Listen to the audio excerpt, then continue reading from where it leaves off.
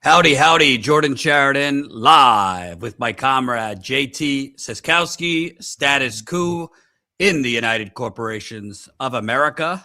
It is Thursday, March the 12th, the year 2026.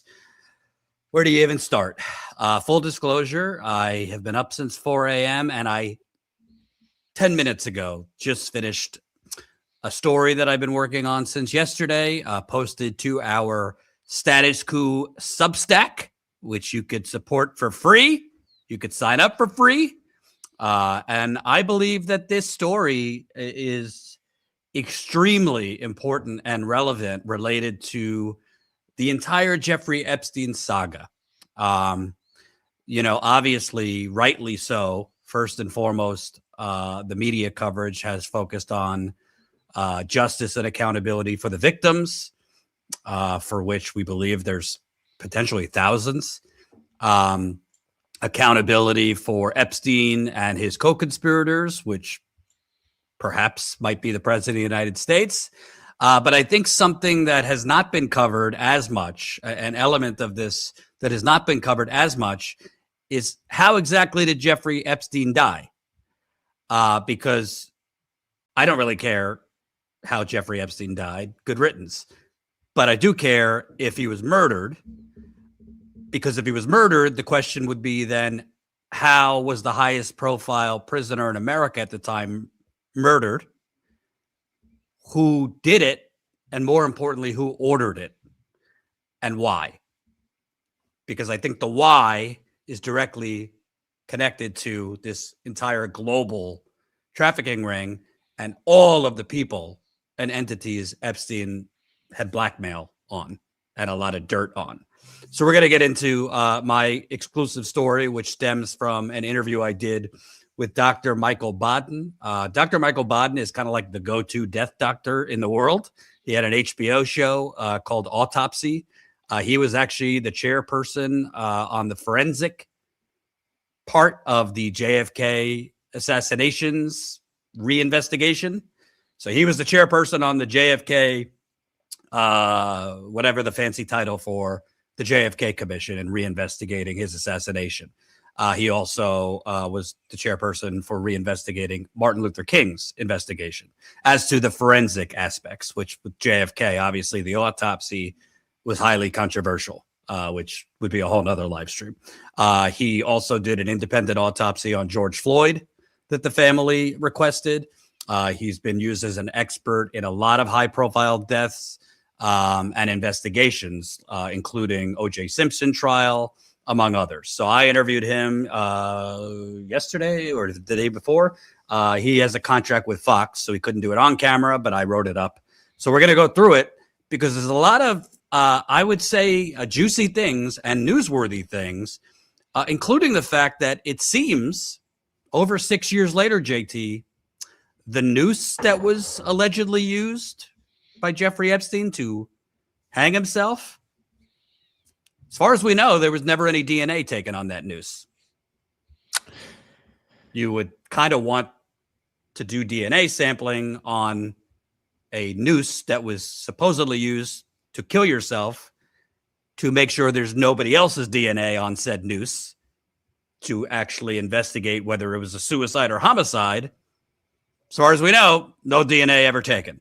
And there's other things in that interview that are particularly newsworthy. Do you want to say something? I was just going to say that, I mean, I'm kind of in the audience's shoes here because, as Jordan was just saying, he spent hours and hours working on this report, and what was happening behind the scenes is he kind of kept notifying us, like, I'm still working on this, I'm still working on this, I'm still working on this. And then minutes before we went live, Jordan sent the link to our actual Substack story over to me. So I'm kind of in the same live reaction point as the audience. So just know that, you know, you have a voice here on my side of the screen, audience. And also what I'll say, just, you know, first reactions off of you kind of giving the overview there, Jordan, is just that this continues to fit a pattern that we've seen with so many different aspects of the Epstein investigation, right? I mean, just yesterday, you and I were talking about the fact that, you know, the Zorro Ranch, that the grounds of Zorro Ranch had never been searched in the that the DOJ had told state investigators in New Mexico to back off of their investigation out there back in 2019.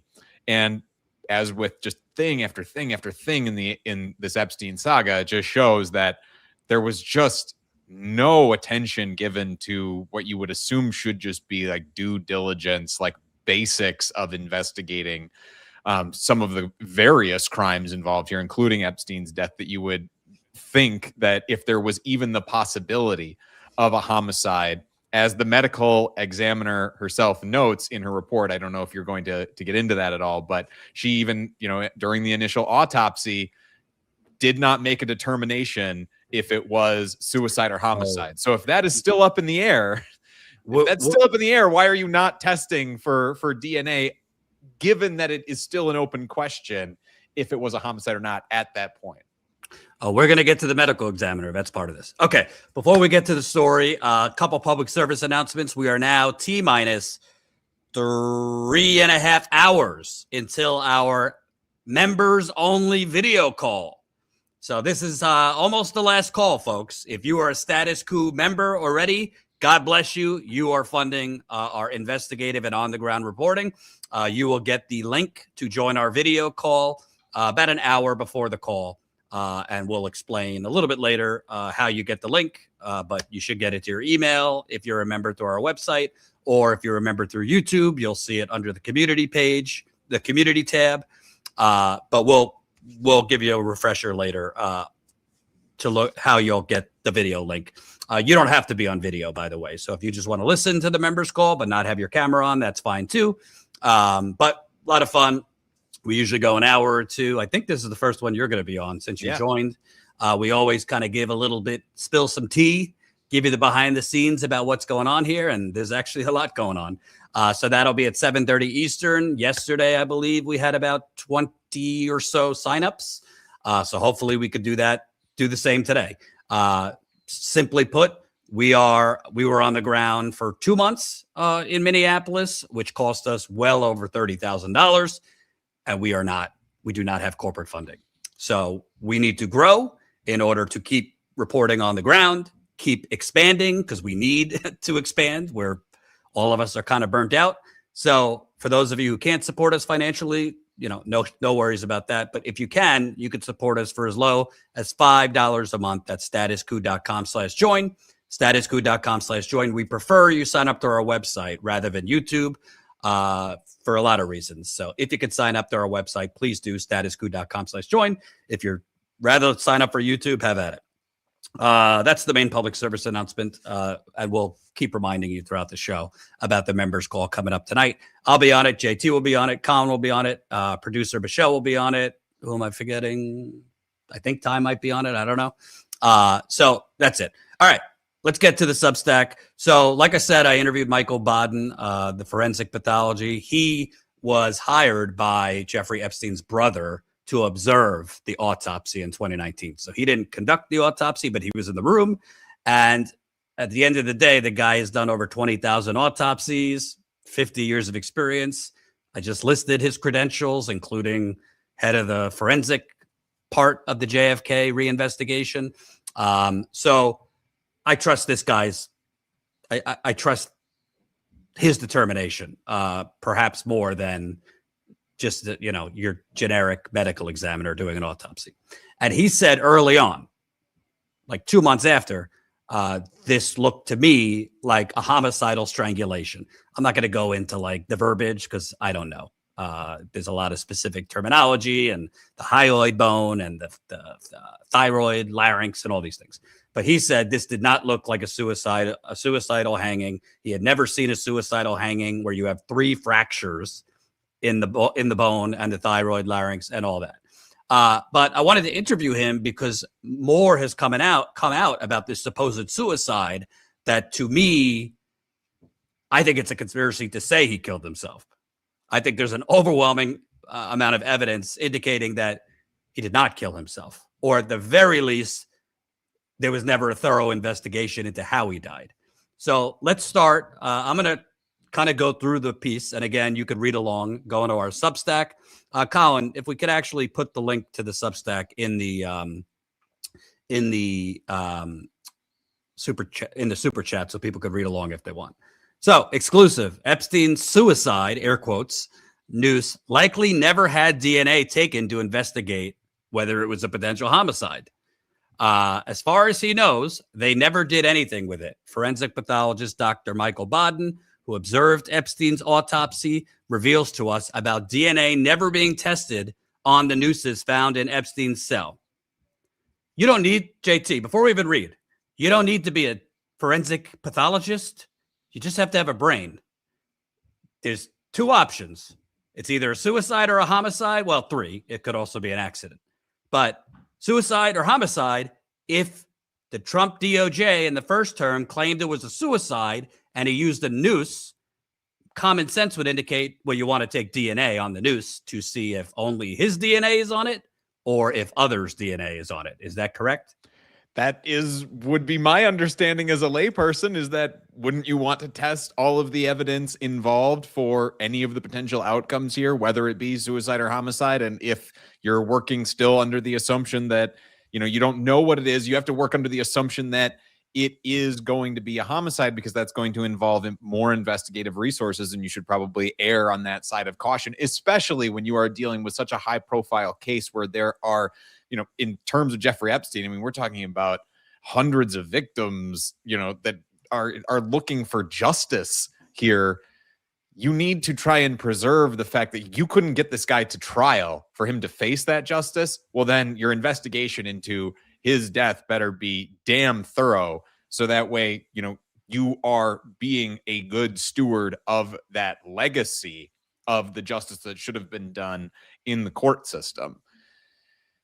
And again, it gets to just everything here. Everything is just like, DOJ seemed to drop the ball here. DOJ seemed to drop the ball in the Zorro Ranch investigation. As we talked about yesterday, DOJ seemed to drop the ball on their own cybersecurity elements that allowed the Epstein files to get hacked back in 2023. It's like just time after time after time, this agency, this department is not doing its due diligence here. And it's just infuriating to me as a taxpayer that you are spending billions of dollars on the FBI, on the Department of Justice, and you can't even ensure that the most basics of an investigation are done and handled correctly.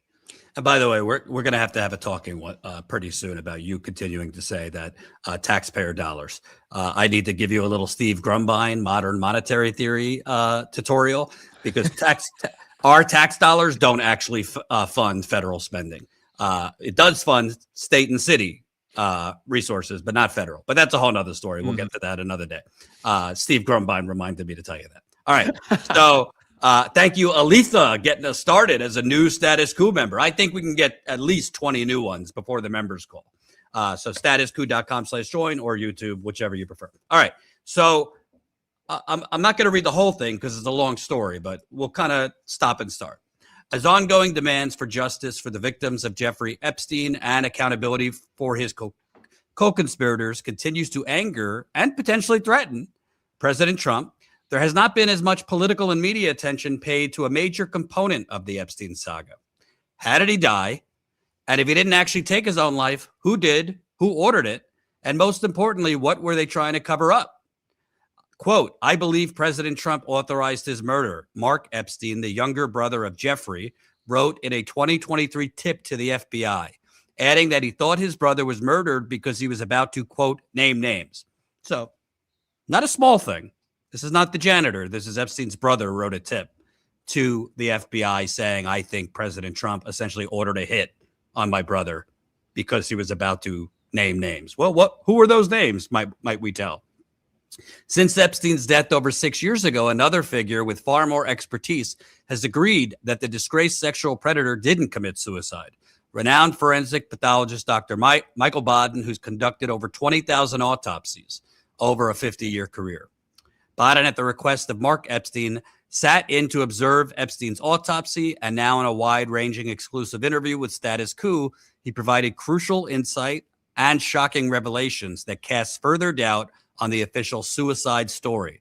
Quote, they never did anything with it, even though fingerprints and DNA could be very important in that examination of the ligature, Dr. Baden told Status Coup regarding, to his knowledge, DNA samples having never been taken on the nooses found in Epstein's cell at the time of his death. Ligatures that Trump's first-term Department of Justice claimed were used by Epstein to hang himself. Baden concluded this after reading an interview recently released as part of the Epstein files between investigators and New York City medical examiner Dr. Kristen Roman, who conducted Epstein's autopsy. So she conducted the autopsy. Baden observed it in person. In it, Roman revealed she didn't take DNA samples from the nooses Epstein supposedly used to hang himself and was, quote, not sure what happened to it. So let's skip around here. Colin, do you have the actual interview transcript that JT was nice enough to find for me earlier today? This is the interview transcript between the medical examiner, Kristen Roman, and investigators. This was done years after Epstein's death. But I want to read this part because it's honestly, to me, just stunning. I don't know if it's just incompetence or like you just can't find what you don't look for. So an investigator, this was a United States attorney, so a federal prosecutor, asked the medical examiner who did the autopsy, do you recall, do you know if the initial noose that was brought to you, was there any DNA testing or any kind of testing done on that noose? I don't know why it's redacted, but this is the medical examiner, so Miss Roman.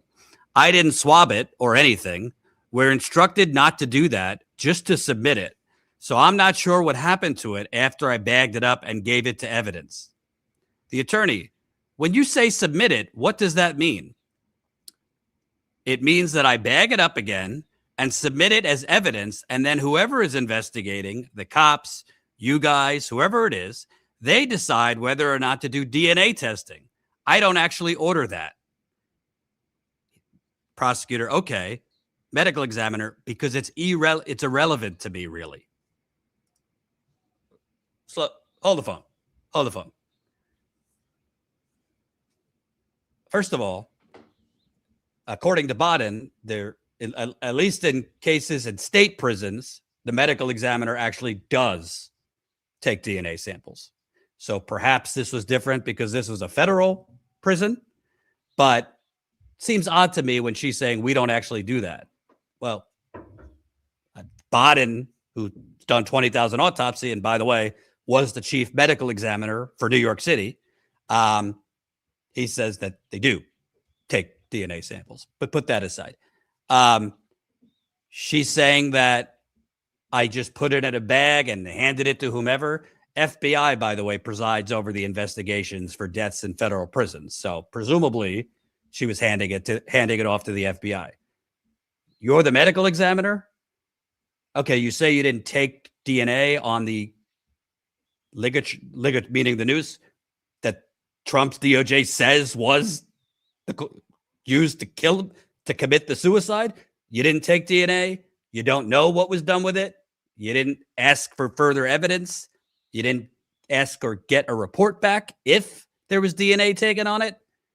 It seems kind of determinative to me, or a major factor in determining cause of death if anybody else's DNA is on it, because there wasn't one makeshift noose found in his cell. There was several found in his cell.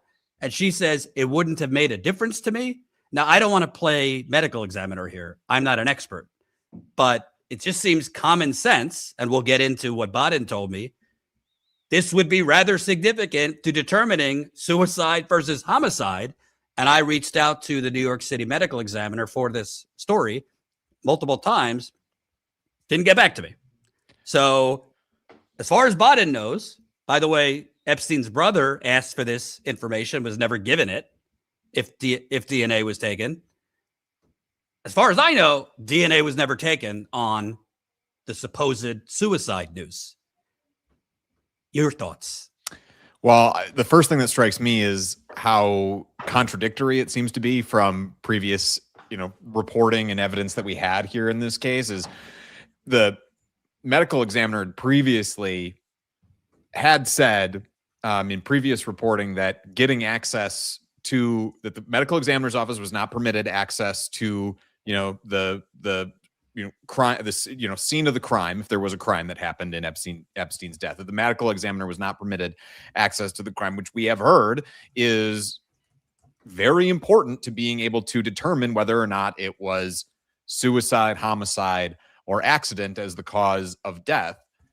So if on the one hand, you're saying that as a medical examiner's office, it's very important that you be able to be given access to the actual scene to be able to make your determination. That's important. And then later on, the chief medical examiner will, after the autopsy, eventually be the one who actually rules the death a suicide without ever actually, presiding over or doing an autopsy of their own. We'll just make that ruling and we'll just kind of go with like the preponderance of evidence here in this case. So using outside evidence, or at least making allusions to it as, that is all still important in informing on their decision. And it's not all just about the autopsy. But then here in this case, it's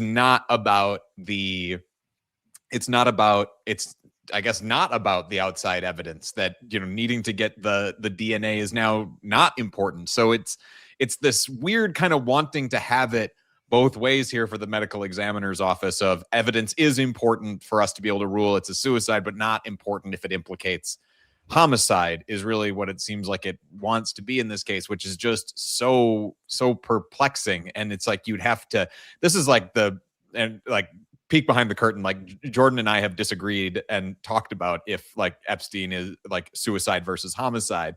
But like, to me, like this gets to like a really big point of contention for me, which is just what is the motivation here for the medical examiner's office to be kind of talking out of both sides of their mouth? I don't have a great explanation for it, but I don't know that anybody does, right? And that's what allows these questions to come up in the first place, is that you have these competing narratives from the medical examiner's office without a clear motivation for why they're being so difficult. A couple things, because I've said to you, and I've said to the audience many times, I've learned in my time doing this, you can't find what you intentionally don't look for. That's been the case in Flint and many other stories I've covered as far as environmental contamination, corporate sacrifice zones. In this case, I find it very odd that the medical examiner who did the autopsy on one of the highest profile deaths in America would kind of be casually like, yeah, I don't know where it went. I don't know if it was ever tested. Don't you think that would be like number one to follow up on the DNA? Because you go for a toxicology report. They did that. But you would think common sense, that would be like priority as far as a investigation into a cause of death. I'm going to keep going further, but it's just kind of mind-boggling that we don't have an answer over 6 years later. And as Baden says later in our interview, we have to assume they didn't take DNA on the noose, which is pretty insane. Like I said, I reached out to the medical examiner multiple times, no response. Baden stressed the importance of sampling a ligature. By the way, if you don't know, the ligature, the noose is a type of ligature, just so you know. Baden stressed the importance of sampling a ligature found next to a dead body to find if another person's DNA is present, indicating a potential homicide. Quote, fingerprints and DNA could be very important in that examination of the ligature, Baden said. He also responded to revelations that Roman was prohibited from inspecting Epstein's cell, the scene of the alleged suicide, or from speaking to the prison guards who found his dead body.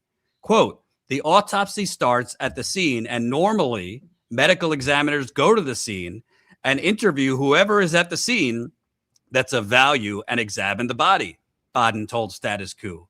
That's normally what happens. A lot of information is obtained from the scene by the forensic pathologist. I think that's scandalous. I think it's absolutely scandalous. I mean, just think to SVU, Law and Order Original. Name your crime thriller. Name your horror movie. The medical examiner, the coroner, whomever is at the murder scene. They're dissecting the body. she was not allowed. Forget for a second to look at the prison cell, which is insane. He was found dead in the prison cell with nooses, so they claim. But she was not allowed to speak to the prison guards who found him. That seems like indicative of a cover-up to me. Not her, but the people involved. The autopsy doctor, medical examiners aren't, their only function is not only, poking and prodding the body on the table. It's investigating everything, state of mind. If you're saying it was a suicide, the scene where it happened to determine a cause of death. So the fact that she was not allowed to do that, and Baden was very diplomatic because that it's a professional colleague of his and he's not going to denigrate her. That's what I got from my conversation with him. But I mean, he clearly said this is not normal procedure, that the medical examiner would be prohibited from examining the scene of the crime. I mean, that just seems like obvious. Let me get into the actual interview with him. This is the transcribed part of the interview, so you could get more. So I asked him, as far as the autopsy, why would the medical examiner not be allowed to speak with the prison guards or look inside Epstein's cell? You'd have to ask them. The autopsy starts at the scene, and normally medical examiners go to the scene and interview whoever is at the scene that's of value and examine the body. That's normally what happens. However, this was not a normal place. This was a federal institution, and they have less custodial deaths than the normal course of forensic pathology. So there may have been some federal guidelines that are not usually in play. However, normally a lot of information is obtained from the scene by the forensic pathologist. I take that statement from him as a very diplomatic way of saying this is fishy. That's how I took it, because I don't see why, if it was a federal prison versus a state prison, that the medical examiner would not be allowed to talk to the people who found the body, inspect the scene. If you want to have a real investigation, if it's not a cover-up, the medical examiner should have access. State prison, federal prison, doesn't really matter. Your thoughts?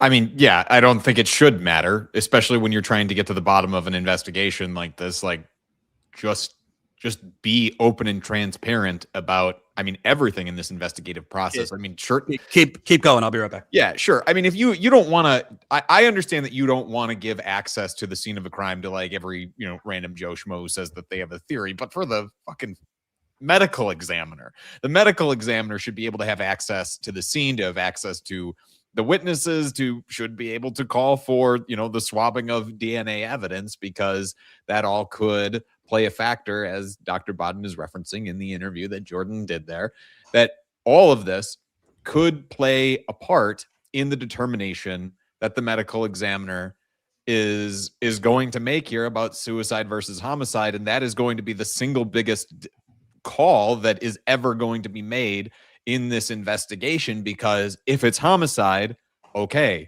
you need to identify suspects. You need to potentially look for suspects. Maybe that's a manhunt. Maybe that is, talking to even more and more witnesses. You might need to interview every single person on that cell block. They probably should have done that anyway. But I mean, you see that it's like, if it's a homicide, it's much more expansive.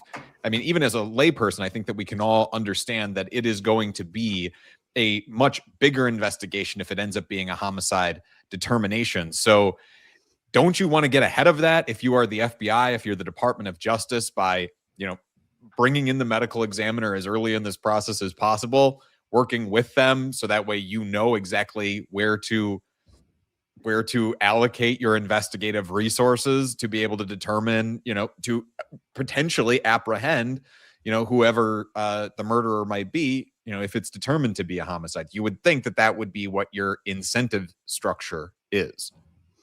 Right. Absolutely. Let's keep going here.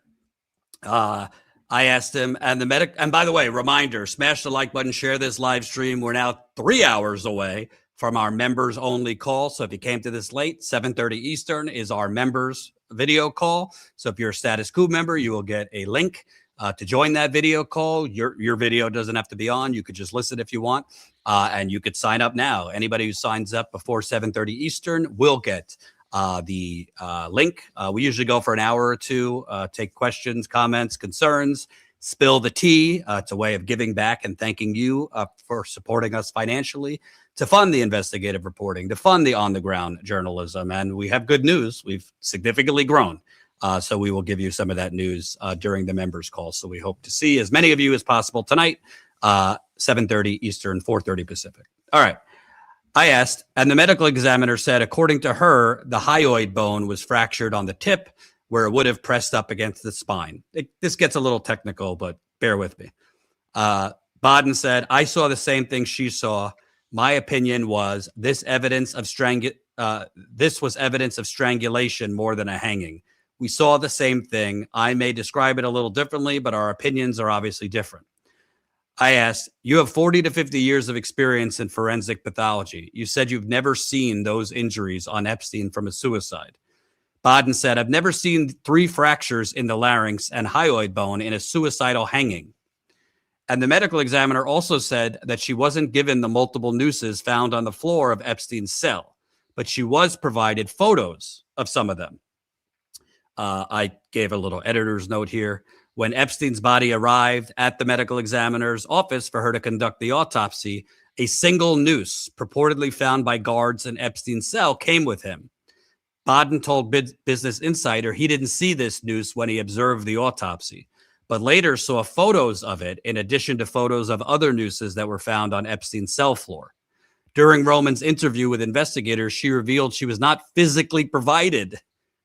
Let me repeat, she wasn't physically provided the multiple nooses found on Epstein's cell floor at the time she conducted his autopsy, but instead was shown photos of 2 possible nooses made from torn bed sheets and found in Epstein's cell that could have been used for the hanging. I asked, would it be common to be able to determine by a photo if a certain noose could have been used for strangulation? Baden answered, no, it's much better to see the actual ligature than a photograph, period. He was pretty emphatic about that. So to you, is that thorough enough? My opinion from the photograph of the noose and the ligature on the neck is they don't match. So let's get back to this, JT. She's not allowed to inspect the cell. She can't talk to the prison guards, and she's not physically provided all of the potential ligatures that he hung himself with.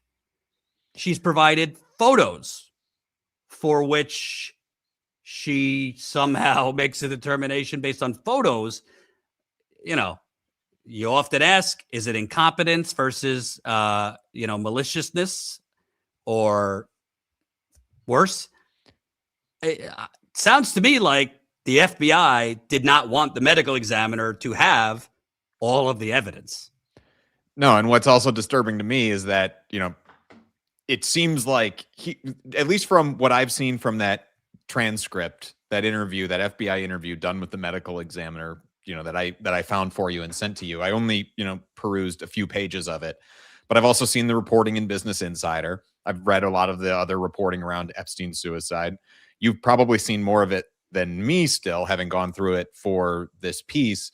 But at least my impression is that the medical examiner is not raising like all of these alarms that they're not being given, that she's not being given access to all these things. She's noting that she wasn't, but also doesn't seem all that concerned about it. So again, when you get to malicious versus incompetence, I mean, at least on the incompetent side, which is generally the side that I seem to come down on so far with this, is that it seems like you're sleepwalking. At the very least, you're just sleepwalking into a suicide ruling here, that it's just like, well, this is just, a prisoner who was found with a noose in their cell. Like, you get the impression that this must be some kind of, common happenstance, because it seems like there's really no special care given to this case whatsoever.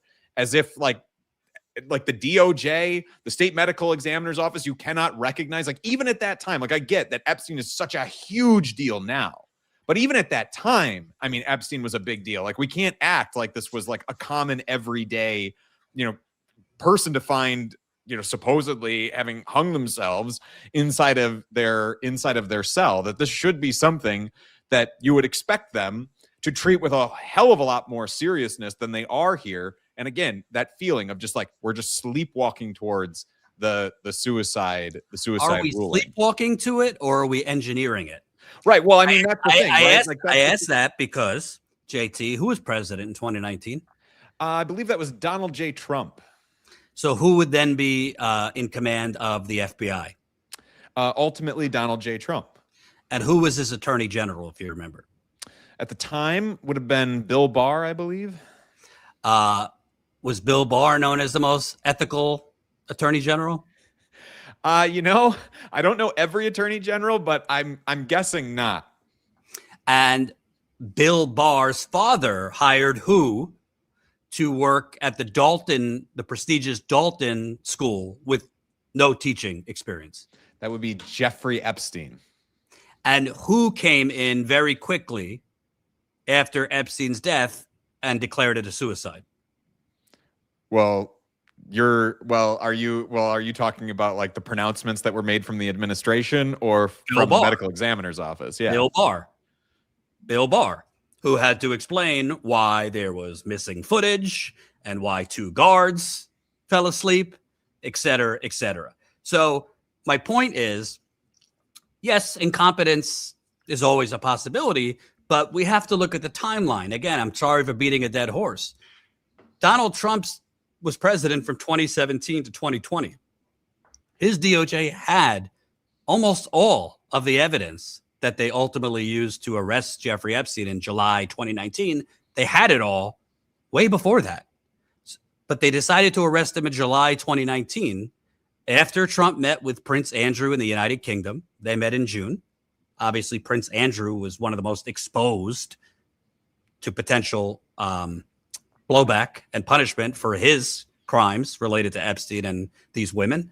Then you had Michael Wolff, the author, come out with a book in, I believe, late June about Trump's administration, very negative, but it revealed a lot of dirt on Trump and Epstein, including financial crimes that Trump might have been involved in, and in elaborating more on their relationship. And then 3 weeks later, Epstein is arrested. The prison psychologist, multiple reports, says he's not suicidal. A couple of weeks before he is found dead, Epstein is found basically lifeless on his prison floor and tells his lawyers that his cellmate, a cellmate they put in with him who was accused of killing 4 people. Let me repeat, they put in his cell somebody that was accused of killing 4 people and later convicted, by the way. Epstein told his lawyers, my cellmate tried to kill me. I could keep going down the list. There's also a DOJ document came out that they had an announcement about Epstein's death ready to go a day before he was found dead. Oops, on the date. So my point is, there's just too much here that just screams of, at the very least, if you don't want to just conclusively say he didn't kill himself, at the very least, very clearly say there was intentionally no investigation, no real investigation done. I think that's not a controversial thing to say at this point. And Donald Trump's FBI was in the driver's seat, and his attorney general was in the driver's seat of this. So it's not like just any person. Like Dr. Michael Baden, from what I gather, is like the go-to person for autopsies. Like he had a show on HBO known as Autopsies. So the fact that he's saying, I've never seen these injuries be from a hanging, I take a lot of stock in that. Actually, Colin, do we have some of those clips when he was on Fox saying that?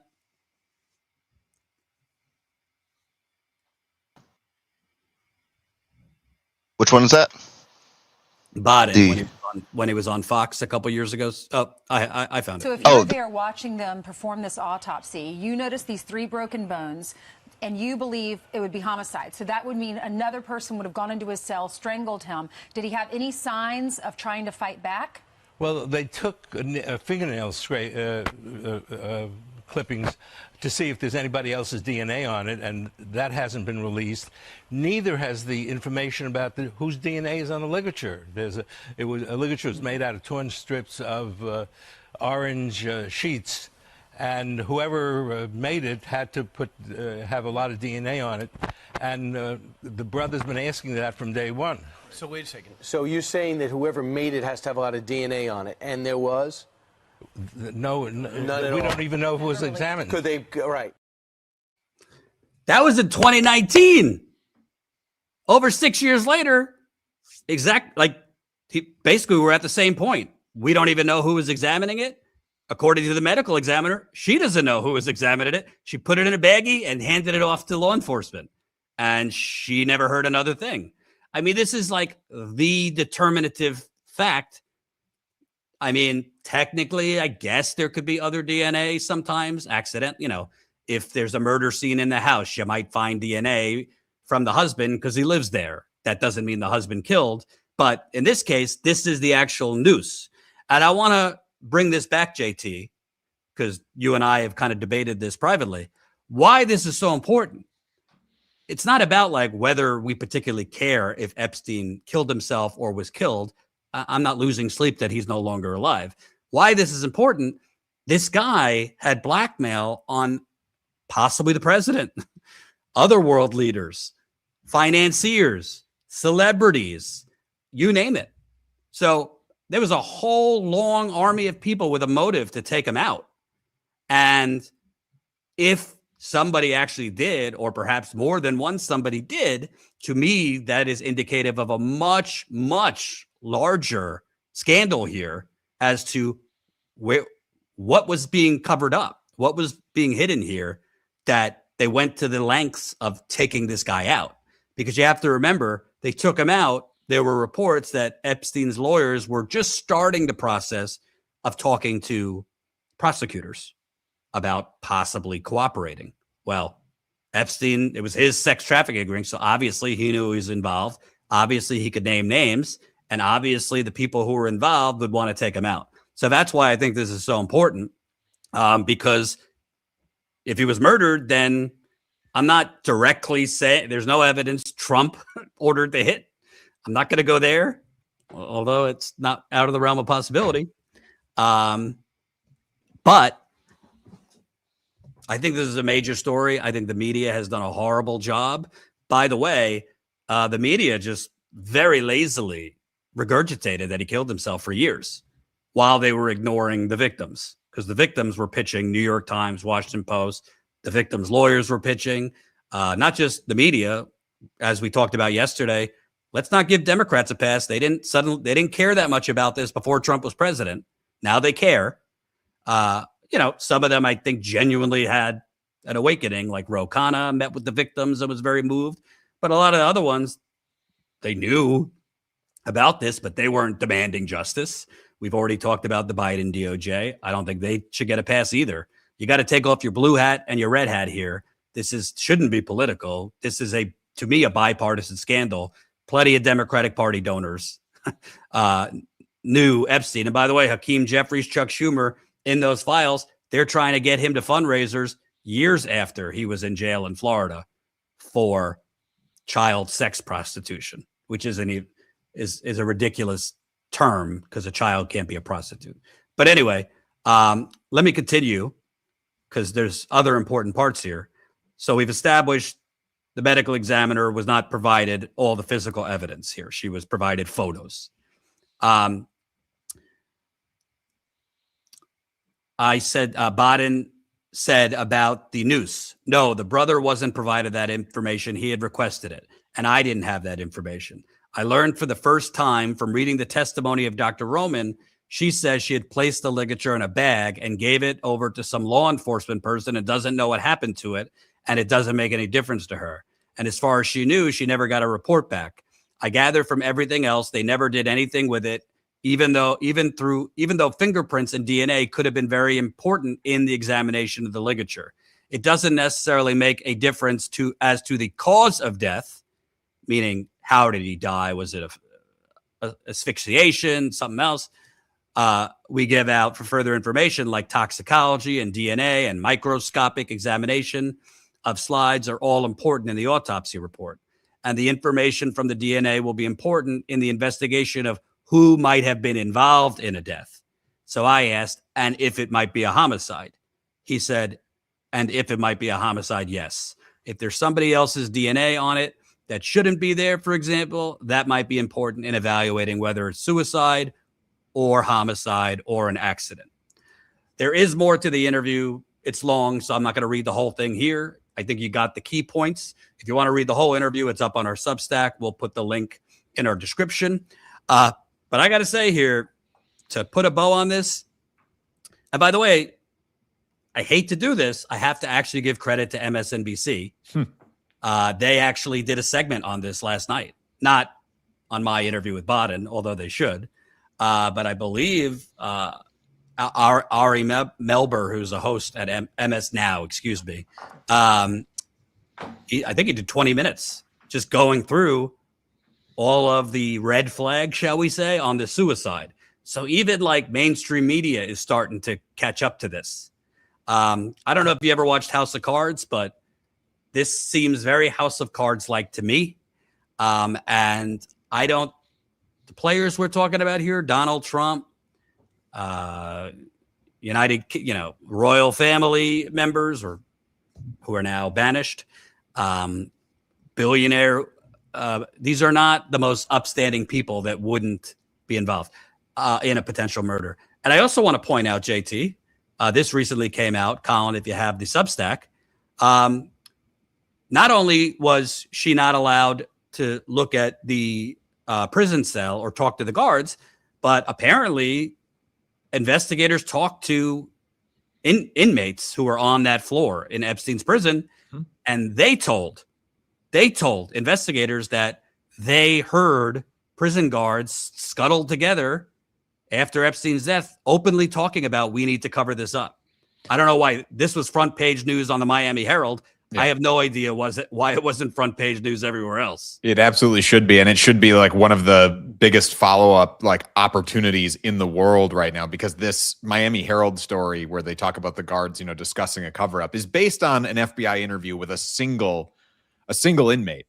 So and the inmate claims that like basically everybody on the floor would have heard what was going on, that they weren't in any sort of special position to be able to, uniquely hear this. So you would think that every journalistic outlet worth its salt right now should be attempting to identify and interview everybody else who was on that floor the day on that tier, the day that Epstein was killed, because they could verify these claims made by this inmate that the prison guards were discussing a cover-up. And let me read some of this. This is from Julie K. Brown, who is the Epstein reporter. She broke open most of this back in the late 2010s. She's with the Miami Herald, also has a Substack. An FBI 302 interview with an inmate in the Metropolitan Correctional Center where Epstein was found dead on August 10th, 2019, told agents that he overheard a prison guard and others talking about covering up Epstein's death. The inmate, in an FBI interview on August 28th, 2 weeks after Epstein's death, claimed that he and other inmates heard the commotion after Epstein's body was found in his cell. Breathe, breathe, he recalled officers shouting at about 6:30 a.m. Then he said he heard an officer say, "Dudes, you killed that dude." A female guard then replied, "If he is dead, we're going to cover it up, and he's going to have an alibi, my officers," the FBI note said. The inmate claimed that the whole tier overheard the exchange. Later, after learning Epstein had died, he said inmates said, "Miss Noel killed Jeffrey."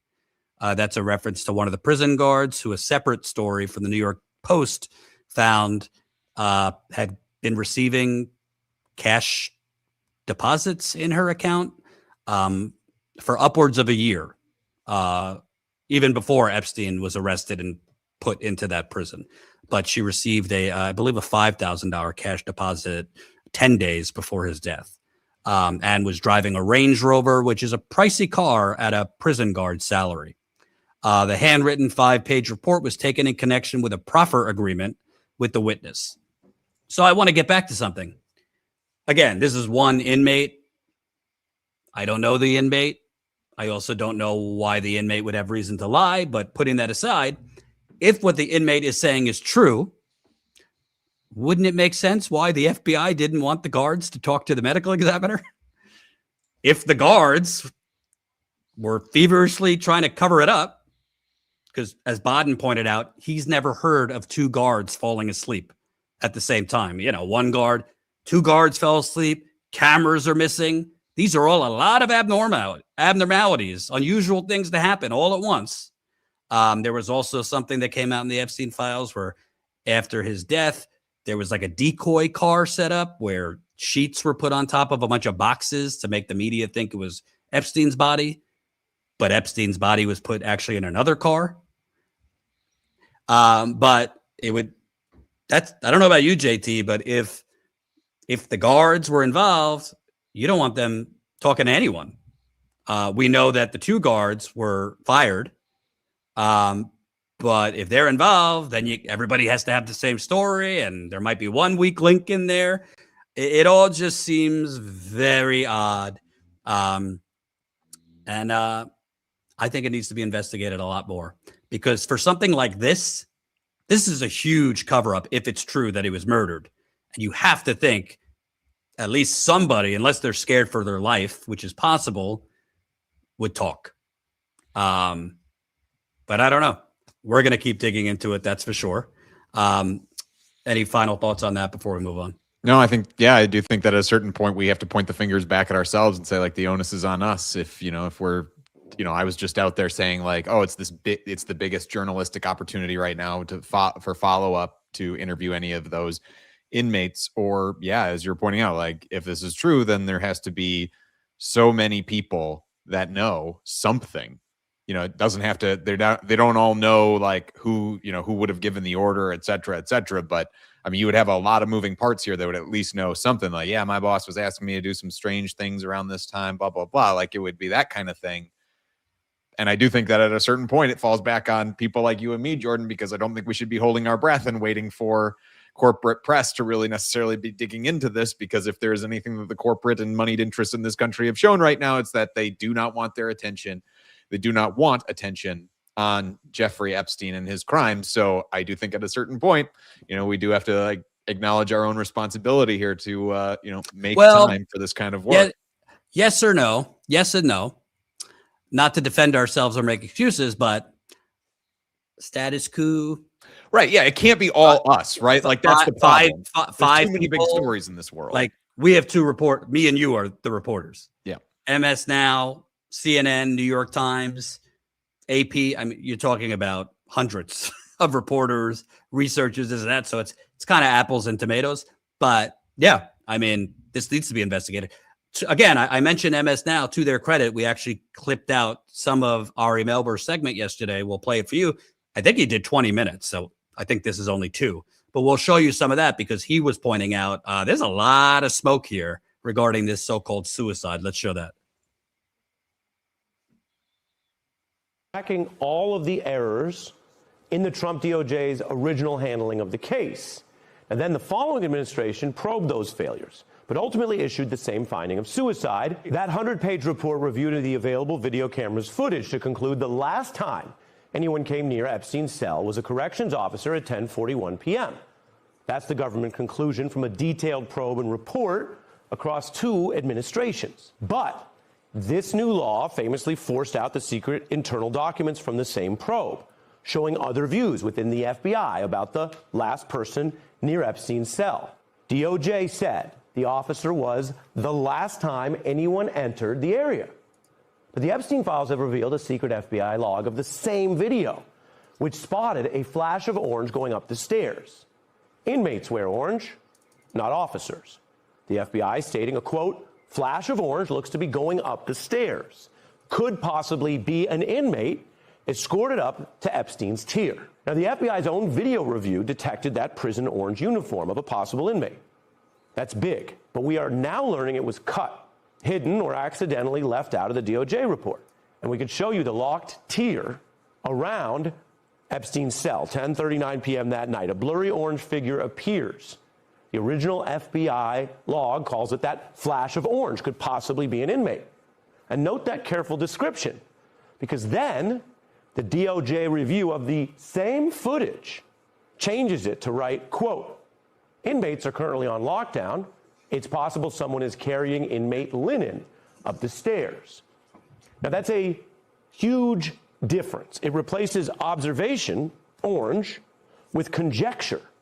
Inmates are on lockdown, so they shouldn't be around. But the rule that inmates are supposed to be on lockdown doesn't resolve whether one wasn't. The public report by the DOJ hides this dispute over the orange flash.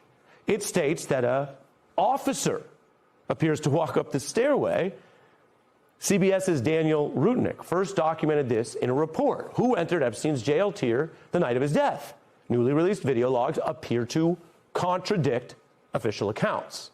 And independent experts telling CBS the video is more consistent with someone wearing an orange prison uniform than a corrections officer. The fact is the DOJ's own watchdog report minimized the FBI evidence. That is just a fact. Now, that was the only camera angle working, shown here on this map. The DOJ report notes recording failures do predate this Epstein probe. There was a history there.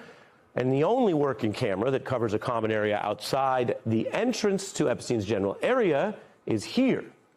There isn't video from that better camera that pointed down Epstein's hallway. All right. The moment we've all been waiting for.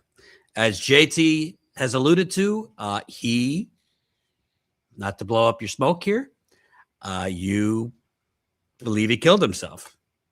We're an hour into this program of fine investigative journalism. You still want to go with that bet? I am a journalist, Jordan. And Okay. as a journalist, Here we go. I have to say that if you are going to tell me that Jeffrey Epstein was murdered, you had better be able to present a case beyond a reasonable doubt. If I, as a journalist, am going to publish it. That's a journalist. That's a prosecutor. Yes. Journalist But a journalist has to operate beyond at a an reasonable elevated sense as well. And I recognize our audience and what and I've been reading the chat here as we've been talking. And I know that a lot of you are sympathetic to the idea that Jeffrey Epstein was murdered. My own boss, Jordan, is sympathetic to that idea as well. What I want to point out before I go any further is one. You could be honest. Before the show, I said you're a fucking idiot. Yes, and I called you a fucking idiot. So Yeah. that's the behind the scenes discussion that you get here at Status Coup.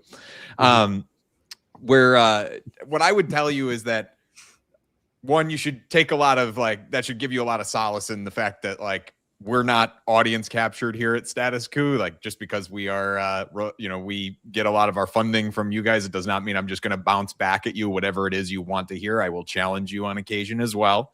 And that includes on this idea that Epstein was murdered. The reason I feel that way is that in order for Epstein to have been murdered, you would need a massive cover-up, as we alluded to earlier. A cover-up that large, you could not keep everyone quiet. I know, Jordan, as a journalist, that you can always find someone willing to talk on any story, on something this big. If it were, only 2 or 3 people involved. Have you ever heard of the assassination of John F. Kennedy? Okay, I'm not going to debate you on JFK on here too. Oh, you think it was Lee Harvey Oswald? We are not going to debate the JFK assassination on here too. Oh, Jordan is rethinking having hired me. But that can be a discussion for the members call. Maybe we do the JFK assassination tonight, Jordan. But I would say it's you only need a few, the number of people who would be aware that they wouldn't have to necessarily know that, Jeffrey Epstein had been murdered, but the number of people involved, from the FBI to the medical examiner's office to the guards inside of the prison, there are just so many moving pieces here of people that would likely have known something was off. Something was off. That you would see more of that reporting. Right now, what we have to go on is a lot of oh, it's there are a lot of things that are suspicious or could be indicative of two things, right? One, that he was murdered, or that it was incompetence. And when you're dealing with the Trump Justice Department, I tend to lean towards incompetence until proven otherwise. Now, so I'll respond with a few things so we can move on to something else. Sure. Number one, I do actually agree with that higher bar. So at this point, really all you could do is speculate. You can't say definitively he was murdered, but what I think definitively can be said is he didn't commit suicide. Now, if you could definitively say he didn't commit suicide, then one would say, doesn't that mean he was murdered? Yes, I think so, but there's a difference between thinking something and being able to prove it. So I do agree with that. But I do think journalistically, I think there's enough mounting evidence here to at least, we're talking semantics, how you word it, at least say the ruling of suicide is extremely suspect. I think the ruling of suicide, based on everything we've talked about on this show and what just doesn't add up. I think it is extremely clear, I think we'd both agree on this, that there wasn't a thorough investigation done as to his death. There's a difference between proving something in a court of law by beyond a reasonable doubt and having enough to go on definitively saying he was murdered. Can we definitively say journalistically, like on a show with your opinion? Sure you can. But journalistically, can we responsibly publish he was murdered? No, of course not.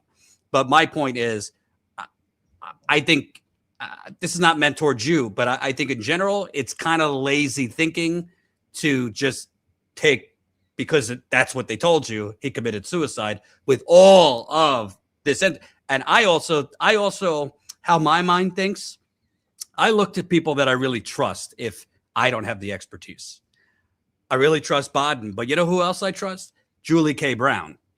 She is the Epstein journalist, and she is not someone who puts stuff out there lightly. She is somebody that comes from that school of thought you're talking about, that we need to have the evidence. Yeah, and I will say that is like on my end. Let me just finish. Sure. For people that don't know, Julie K. Brown is now saying, yes, it doesn't seem likely he committed suicide. Go ahead. Right. Yeah, she, in fact, Julie K. Brown, in fact, a few months ago wrote a Substack piece that was titled "Why I think Jeffrey Epstein was murdered," or why I don't think Jeffrey Epstein committed suicide. It was one of those two. And I'll admit that, like, that to me, because I very much a lot of respect for Julie K. Brown. If you probably can sense, like, in the argument that I'm making, that, like, I can't make it with, like, my full chest about, like, oh no, he definitely, like, committed suicide. Like, I can't do that. And that's because, for the reason that you just pointed out, of, like, yeah, you've got Baden and in my estimation, like Julie K. Brown, especially, as these people who are saying, like, I don't see how it could have been suicide. That is what gives me so much pause. And I guess I'll probably just, like, end by just, like, pulling back the curtain a little bit on, like, my personal feelings around this, which is that I am so, because the crimes that are inside of the Epstein files are so, like, already horrifying in their own right, I am worried and are demonstrably, like, just true, like, that Jeffrey Epstein had all of these co-conspirators, that there were all kinds of people who knew and did nothing for years, that I am worried about, like, the Russia-gatification of the Epstein files, where we are become so fixated with on this, like, even more salacious version of what the Epstein files could be, that it distracts from those other things that are already so, like, prevalent and provable as, like, as crimes inside of the Epstein files, and where there should be repercussions. So I find myself just naturally resistant to that worldview, because I don't want those real victims to have their story distracted from, or kind of swept under the rug, because there is this constant chasing. Or if there isn't, if it wasn't that he was murdered, or if there isn't that Donald Trump was certainly, abusing underage girls, if those things can't be proven, then the Epstein files are, like, somehow are somehow false. Like, that's the reality that I push back against. Not to accuse anybody in this community of necessarily falling for that, but that is just my personal, like, reticence.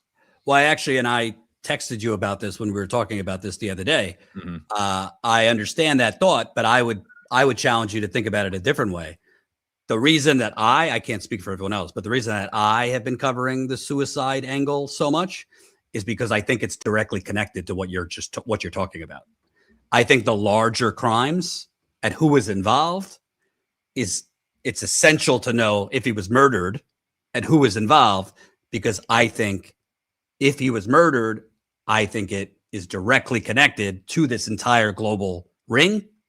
Probably information we don't have yet. Remember, 3 million, we think it might be more, documents are still being buried by this criminal attorney general and the criminal, essentially Trump's personal law firm proposing as the Department of Justice. But I think you can't separate the two. I think why I'm focused on the death is not like the how did he die? And, was it strangulation or murder? Who gives a shit? It matters because if he was murdered, that means this is a lot worse than we think. If those were the lengths that were taken to take him out, to stop him, because I think if he was murdered, then you start looking into who was involved with that, who knew, why they did it, which then might help connect the dots to everything else you're talking about. So I don't necessarily think it takes away from the victim stories or this and that. I think you can walk and chew gum at the same time. You could focus on the victims' accounts, the Trump accuser, who we're going to get to real quick, and was he murdered? I think those two are very connected. All right. Reminder, we're now a little over 2 hours away from our members call. So if you came to this late, 7:30 Eastern time, 4:30 Pacific is our monthly Status Coup members call. We haven't done it in 6 months. We have an excuse. We've been on the ground covering Trump's ICE terror campaign, and we didn't have any time to do a members call while JT, John, and others were being gassed and shot at with so-called less lethal ammunition. So I hope as many members as possible could join. 7:30 Eastern. I haven't decided yet if I'm going to be drinking my non-alcoholic Corona or alcoholic whiskey. I'm still determining. Usually I do whiskey, but I'm trying to drink a little less as I am almost 40 and trying to be healthier. The non-alcohol Corona tastes exactly like Corona, and there's no alcohol in it. But I do need I do like being a little bit more laid back with my friends and members. So we'll see. But please sign up, statuscoup.com/join. Colin, just tell people real quick, if you're a member, how will they get the link to the members call? Yeah. Oh, my camera stopped. I'm sad. You just, if you're a website member, just keep an eye on the email you have associated with the website, and you'll be getting a notification for that in the next hour with a link to it, and you just click the link and you'll be good to go. If you're a member through YouTube or Patreon or Substack, just check the feed on those respective communities, and around at the same time in an hour, I'll be posting a link there as well that you just click to join the room. Wonderful. And sign up. And reminder, we do this to give back, but membership, we don't have any like corporate sponsors. We don't have any like, mega Democratic Republican Party donors buying us off. Our funding is bootstraps from you. So that's how we were able to be on the ground for 2 months in Minneapolis. And if you don't know, 2 months before that in Chicago, we were on the ground in Chicago covering that ICE terror campaign, JT, John, and then Minneapolis. We were in Minneapolis before Renee Good was tragically assassinated. We were there, I believe, for 2 weeks before that covering the Trump secret police terrorizing people. And we're hoping to get back on the ground soon. We're just taking a quick break so we could all regroup. But we'll be back. We're still covering the Iran war protests, among other things. So, there's a lot of people out there asking you for money, media, nonprofits, foundations. Obviously, support whomever you feel deserves it. But there is, unfortunately, not a lot of independent outlets that are actually on the ground with the people, giving the microphone to the people. And that's what we try to do. So I hope, I thank as all of the people supporting us. And I'm hoping to those who are not yet, if you can't sign up right now financially, no problem. But if you can, at some point, statuscoup.com/join. All right. Let's try to sneak in one more, because I know we both have to go. Mm-hmm. This kind of was casually revealed by I think a Democratic congressman yesterday. But Epstein's accountant longtime accountant, testified to Congress yesterday, and he revealed, well, according to him, that Epstein's estate gave a settlement, i.e. a payoff, to a woman accusing Trump of something sexually. Let's play that clip, Colin. This is from Richard Kahn, this is from Congressman Suhas Subramaniam. Sorry if I'm mispronouncing it. Discussing what was revealed at the testimony with Epstein's account. Happening now in the House investigation into Jeffrey Epstein, testimony from Epstein's longtime accountant, Richard Kahn. He's being deposed behind closed doors today. The House Oversight Chairman calls Kahn a, quote, big witness. Lawmakers were expected to ask him, among other things, how Epstein accumulated his vast wealth and how he spent it. Moments ago, a member of the House committee said Kahn provided some new information about the system that enabled Epstein to commit his crimes. The congressman also saying this. We can't get into the details of everything that was said, but one of the things that we did learn was that there was another head of state that was mentioned as having financial transactions with Jeffrey Epstein, not an American one, and then another person who was an accuser of Donald Trump was given in settlement by Jeffrey Epstein's estate. We did confirm that. Now, law enforcement authorities have never accused Trump of wrongdoing in relation to Epstein.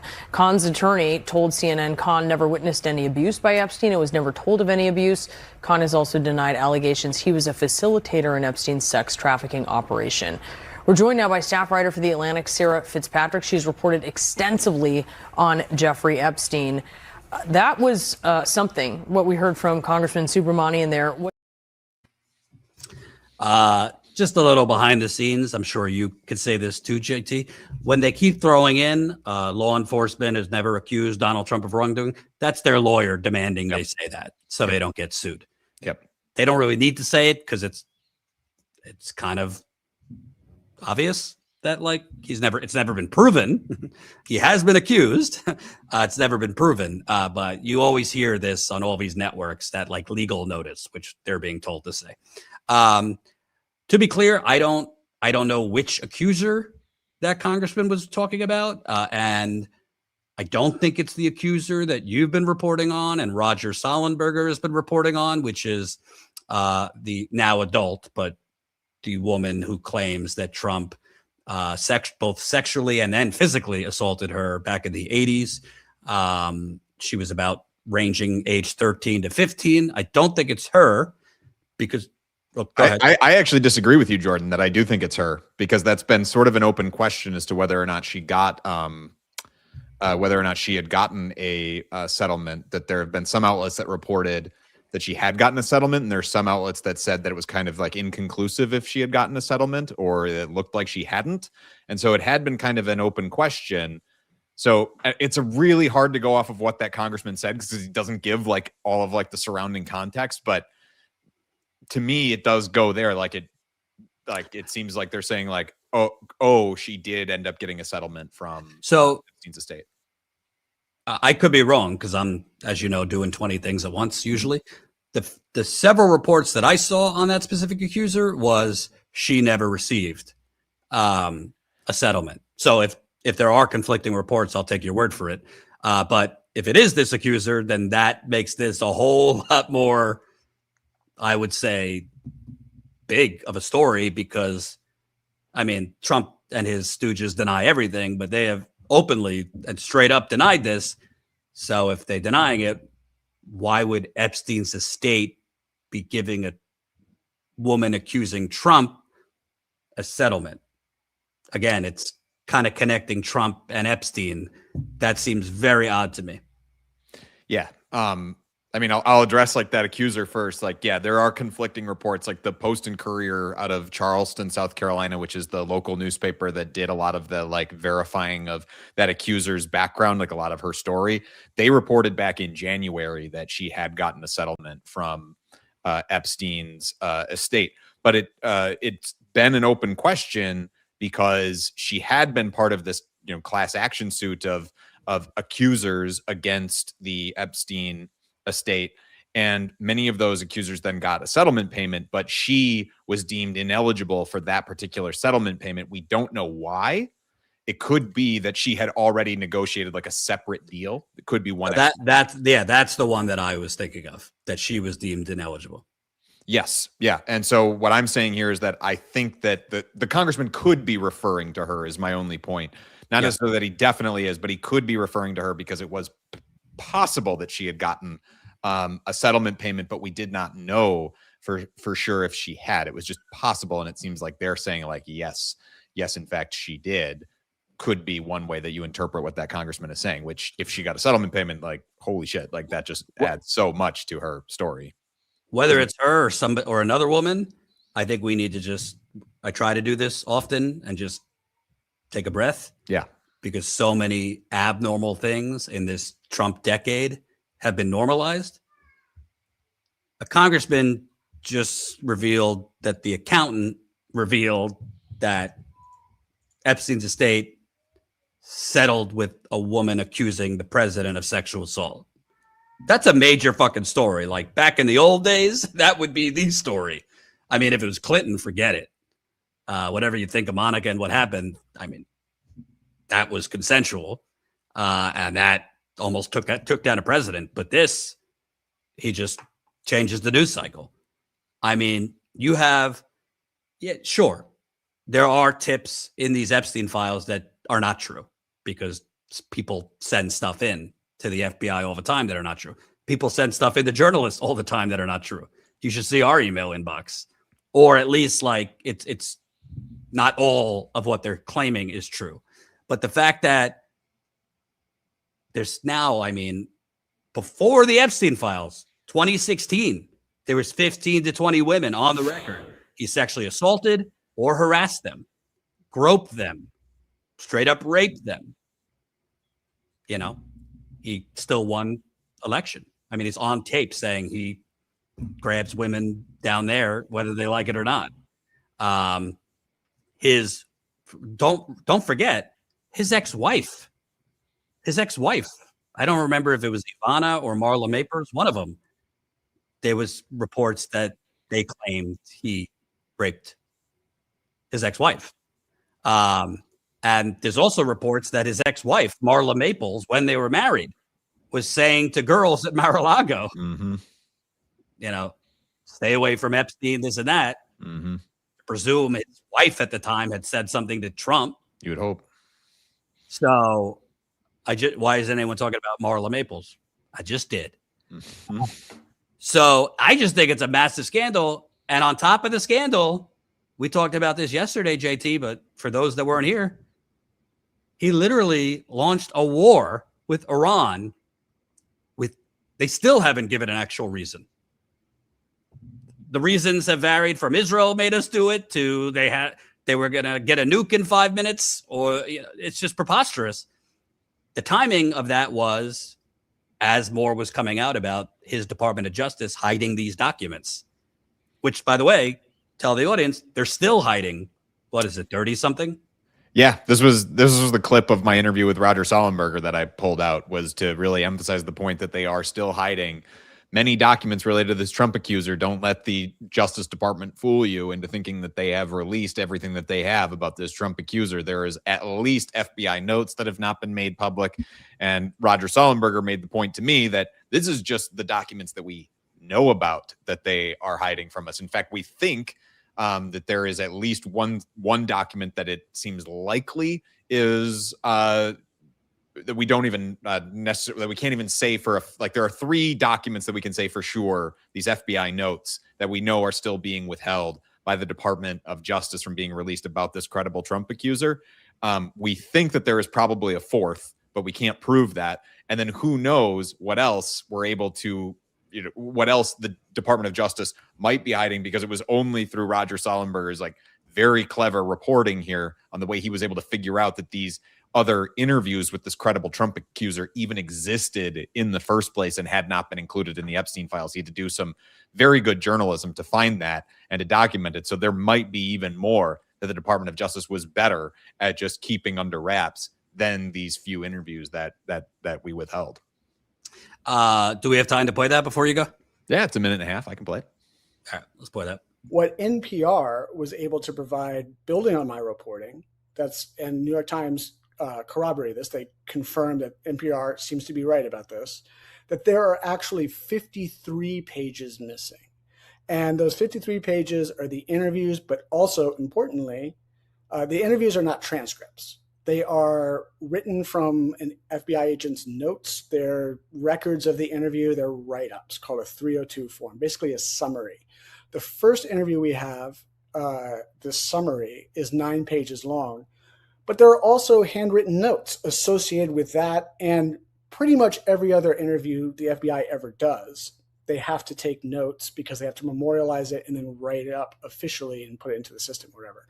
So there should be notes, and we see that in the Ghislaine index, right? We see interview 1, handwritten notes, interview 2, handwritten notes, interview 3, handwritten notes. Interview 4, no handwritten notes. At least none were given to Ghislaine, right? So there probably are handwritten notes. According to the FBI agents I've talked with, it is par for the course. It's standard that it's a requirement. It's not like 100%, but it's basically 100% that you'll have notes for every interview. So we have a total of 62 pages with all the interviews and notes, apparently, according to NPR. 62 total. The Guardian and Breitbart got 25. And we did that interview shortly before the Department of Justice released those 25 pages that he was just referencing that only the Guardian had access to. So we've since gotten 25 more pages, meaning that there are 37 that we know about that have not yet been released. And he also made reference there to that fourth interview notes that we think exists, but again, we don't have any proof that it does. It's just kind of like going by pattern recognition. And then again, who knows what else the Department of Justice is sitting on, because they have, as we have previously reported on, they have terabytes upon terabytes of Epstein data that they have not released publicly.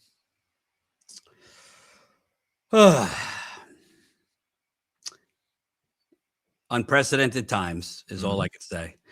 We will continue to dig on this and much more. We look forward to speaking with you all in about 2 hours now. So last call, Status Coup members call, 7:30 Eastern time, 4:30 Pacific.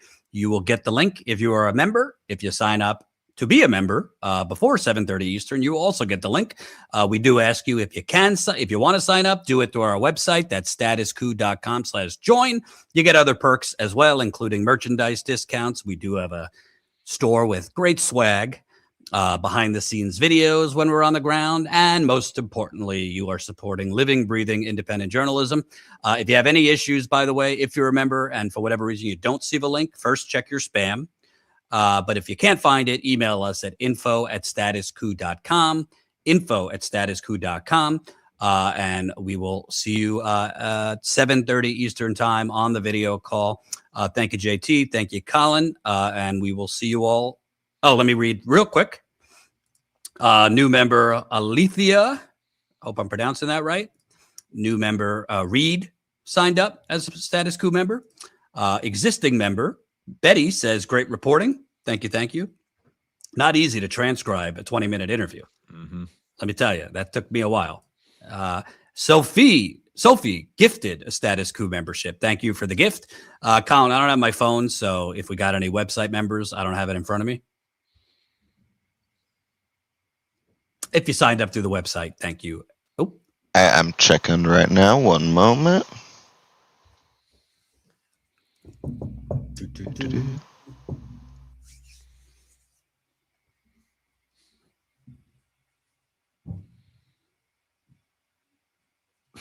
Okay, new website members Eljo, Joseph, Lauren, and Joanne signed up today. Oh, all right. So that's 4 plus 4, I believe. That's 8, if my math is with me. I think we can get to 20 before the members call, so we need 12 more of you good souls. Listen, $5 a month equals 16 cents a day. No shame if you can't afford it. Tough times. But if you got 16 cents a day, or if you spend 16 cents a day on something else that you don't really need, let's redistribute that to actual living, breathing journalism. See ya at 7:30 Eastern. Peace out.